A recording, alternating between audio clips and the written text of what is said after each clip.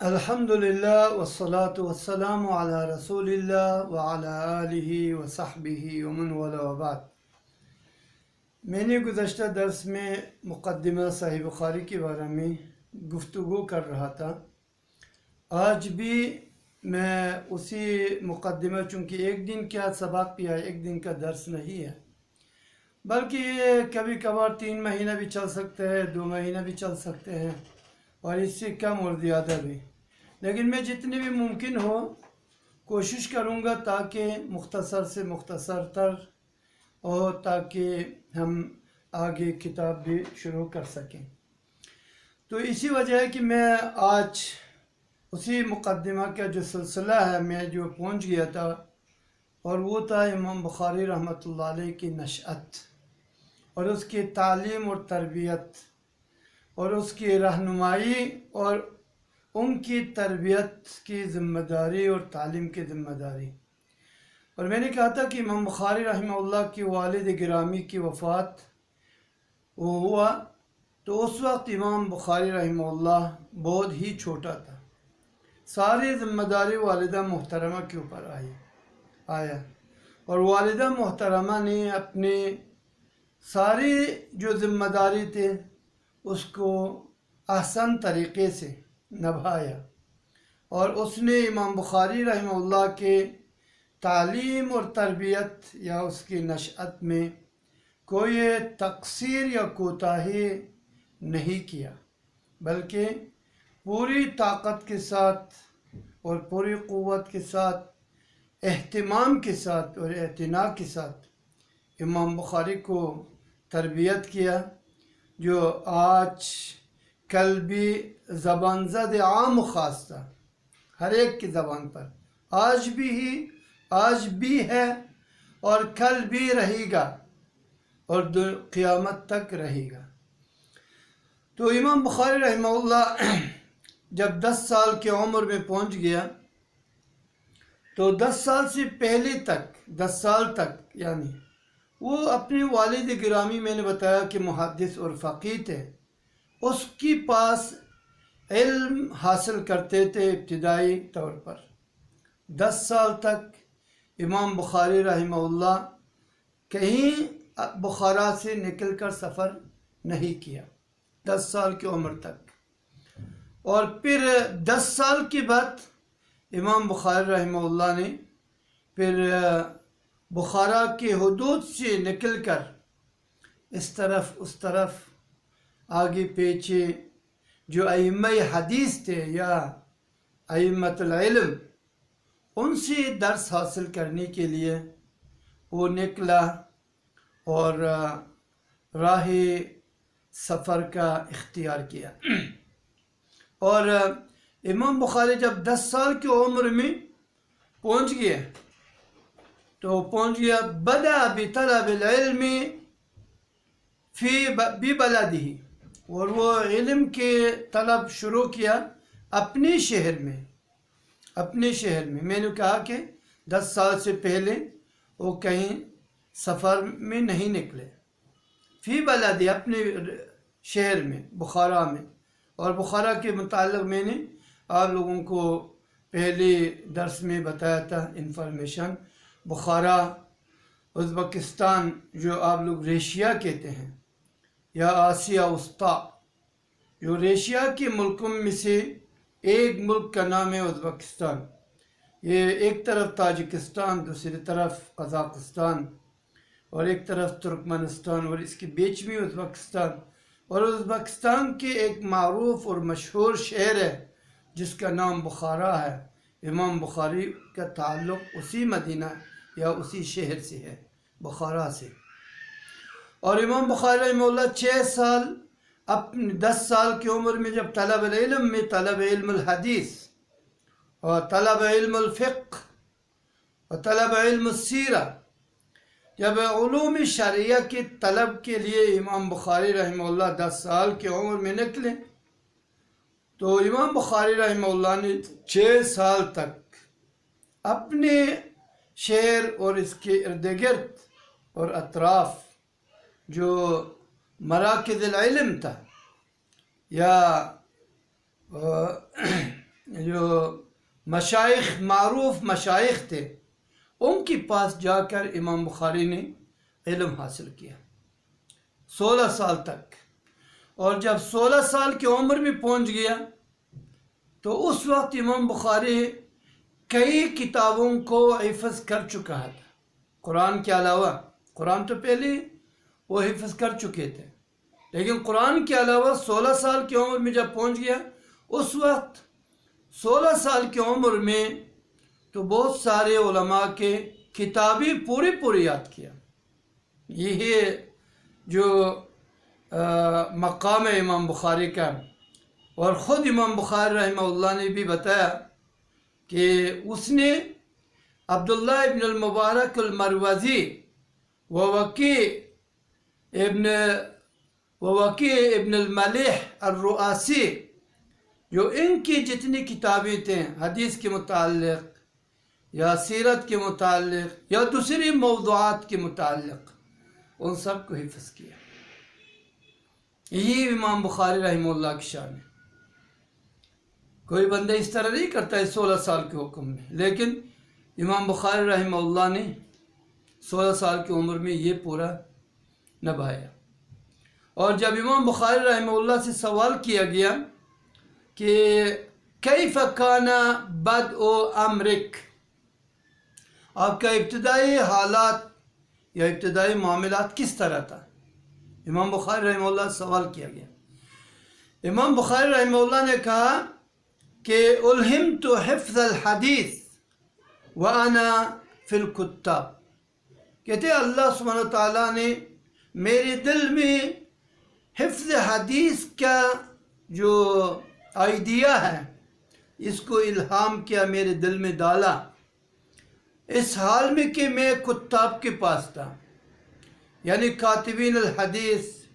یا ان کے جو علماء حدیث کے پاس تھا، پھر کتاب میں یعنی لکھنے والا لوگوں کے پاس تھا۔ تو اس سے کہا گیا کہ کم کانا سنک، جب آپ کتاب کے پاس تھے، کاتبین کے پاس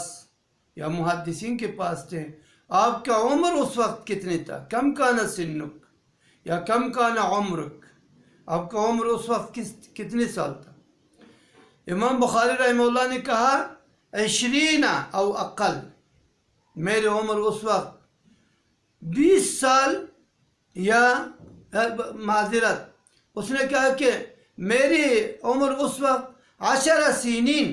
او اقل، میری عمر 10 سال یا 10 سال سے بھی کم تھا جب میں محدثین اور کتاب کے پاس موجود ہوتا تھا۔ ثم جب کہتے ہیں کہ میں 16 سال کی عمر میں پہنچ گیا، تو 16 سال کی عمر میں پہنچنے کے بعد حافظت کتاب ابن المبارک و وکیع، جب 16 سال کی عمر میں پہنچ گیا میں وکیع ابن الملیح الرؤاسی اور عبداللہ ابن المبارک المروزی کی کتابوں کو حفظ کیا۔ اور عبداللہ ابن مبارک کی ایک کتاب تولی ہے، ورنہ وکیع ابن الملیح کی ایک کتاب، بلکہ بہت ساری کتب ہے ان کے، ان ساری کتابوں کو امام بخاری رحمہ اللہ نے اسی 16 سال کی عمر میں حفظ کیا۔ یہ امام بخاری کی حافظہ کا ویلیو ہے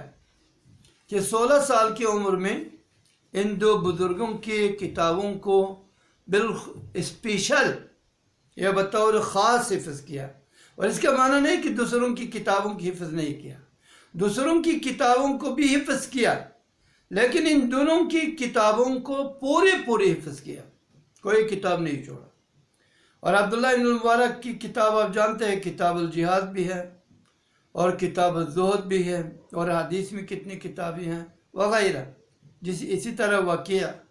ابن الملیح الرؤاسی، ان کی کتابیں، یہ سب کو انہوں نے حفظ کیا۔ اور یہ خود امام بخاری رحمہ اللہ کے اعتراف ہے کہ میں نے 16 سال کی عمر میں ان سب کو حفظ کیا۔ اور 16 سال کی عمر میں جب پہنچ گیا تو امام بخاری رحمہ اللہ بدأ بطلب العلم، بدأ بالرحلہ فی طلب الحدیث، پھر وہ طلب الحدیث کا رحلہ یا سفر کا آغاز کیا 16 سال کی عمر میں، اور 16 سال کی عمر میں کہتے ہیں کہ خرجت مع امی واخی الی مکہ، میں اپنے والدہ محترمہ اور اپنے بڑا بھائی کے ساتھ حج کرنے کی نیت سے نکلے ہم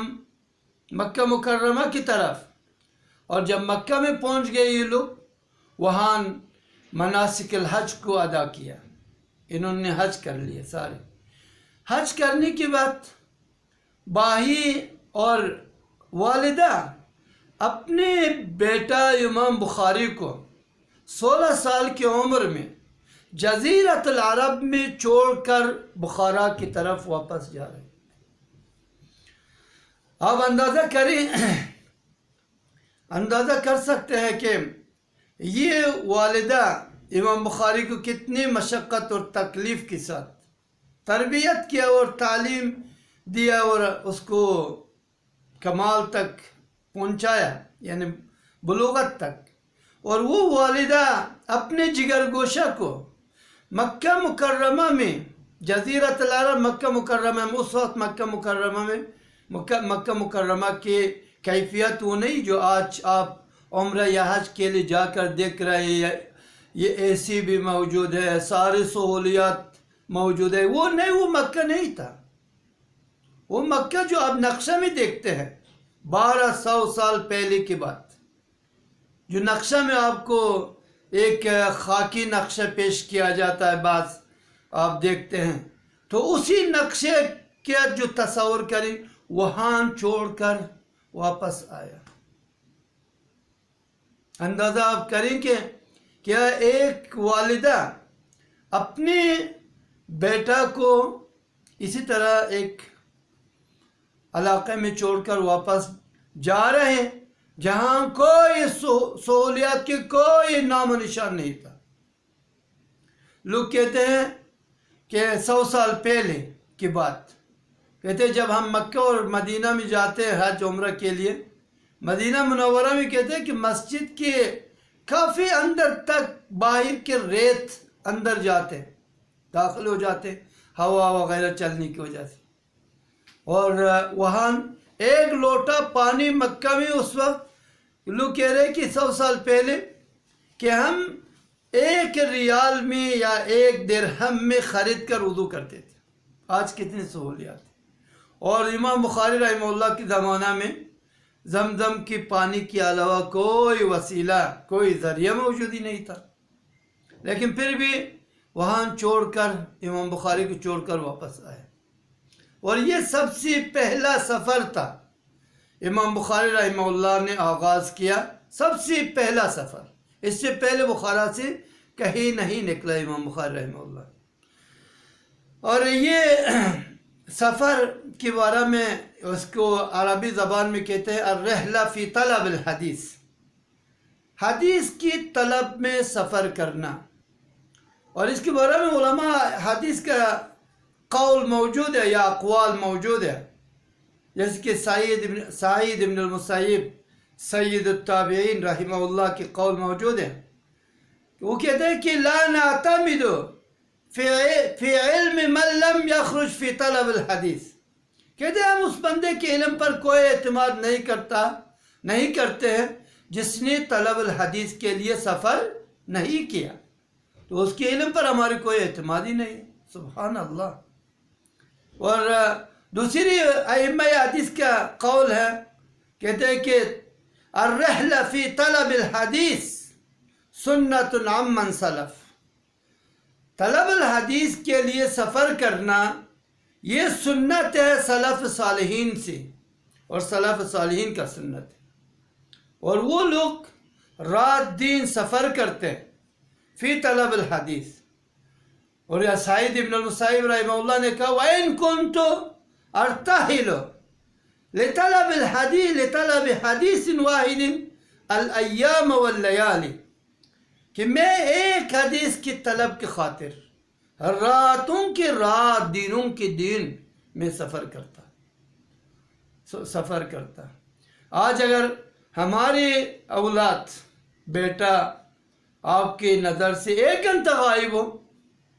2 گھنٹہ غائب ہو، پوری دن غائب ہو،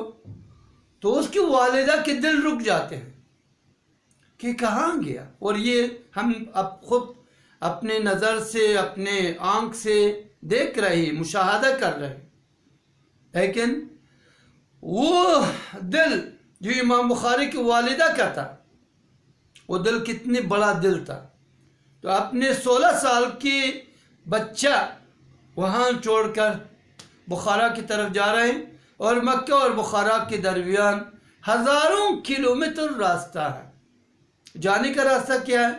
بخارا سے آ جاؤ، بخارا سے آ جاؤ کہ راستہ، ایک راستہ آذربائیجان کے راستہ سے سوریہ جاؤ، شام، پھر مکہ آ جاؤ. ایک راستہ عراق کے، افغانستان، عراق،